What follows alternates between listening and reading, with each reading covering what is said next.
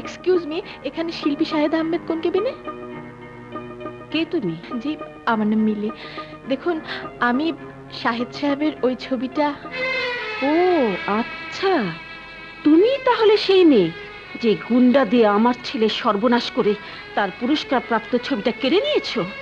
বিশ্বাস করুন, বিশ্বাস করুন, এসব মিথ্যে, সব মিথ্যে। মিথ্যে মিথ্যে চিৎকার করেও তুমি তোমার অন্যায়ের ক্ষমা পাবে না। প্লিজ প্লিজ, আমি শাহেদ আহমেদের সাথে একটি বার কথা বলতে চাই। আর কি বলতে চাও? আমি শুধু ওনার পুরস্কার প্রাপ্ত ছবিটাই কিনতে চেয়েছিলাম, ওনাকে আঘাত করতে চাইনি। থামো, তোমাদের মতো বড় লোকের মেয়েরা টাকা দিয়ে রাতারাতি পৃথিবীর সবচেয়ে মূল্যবান রত্ন কিনতে পারে, কিন্তু একজন শিল্পীকে কিনতে পারবে না। মা, মা আমার কথা শুনুন। আমি স্বীকার করছি, অর্থ দিয়ে কোনো শিল্পী শিল্পকার্য কেনা যায় না, কিন্তু কিন্তু আমি যে সত্যি সত্যি কোনো গুন্ডা পাঠিয়ে ওনাকে আঘাত করতে বলিনি, অন্তত সেটা প্রমাণ করার সুযোগ দিন।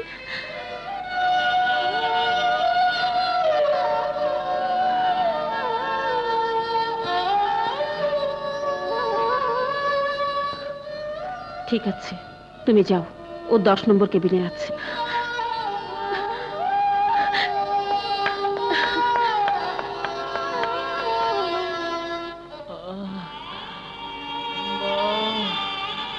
পানি,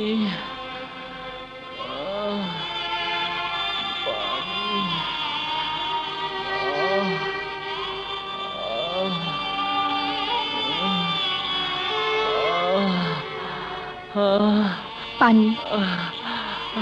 আপনি? শাহেদ সাহেব। Shut up! আবার কোন উদ্দেশ্য নিয়ে হাসপাতাল আমার সামনে এসে দাঁড়িয়েছেন?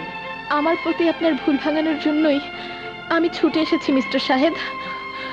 আপনি কি অস্বীকার করতে পারেন? আপনি কি অস্বীকার করতে পারেন একটা ভাড়াটিয়া মাস্তান দিয়ে আমাকে রক্তাক্ত করে ওই পুরস্কার প্রাপ্ত ছবিটি ছিনিয়ে নেননি? আপনি আমার শিল্পী সত্তার উপর আঘাত করেছেন। বিশ্বাস করুন, আপনার এত বড় সর্বনাশ আমি করিনি। টাকার জোরে যারা মানুষকে মানুষ মনে করে না, তাদের প্রতি আমার বিন্দু মাত্র বিশ্বাস নেই। শাহেদ সাহেব, Shahed. I say get out! চলে যান, বেরিয়ে যান, চলে যান, আমি বলছি চলে যান। আপনি শান্ত হন, আপনি শান্ত হন শাহেদ সাহেব। সিস্টার, ওনাকে বেরিয়ে যেতে বলুন। সাহেব। ডক্টর, ডক্টর, ওনাকে বলুন আমি গুন্ডা পাঠিয়ে ওনাকে আঘাত করাইনি।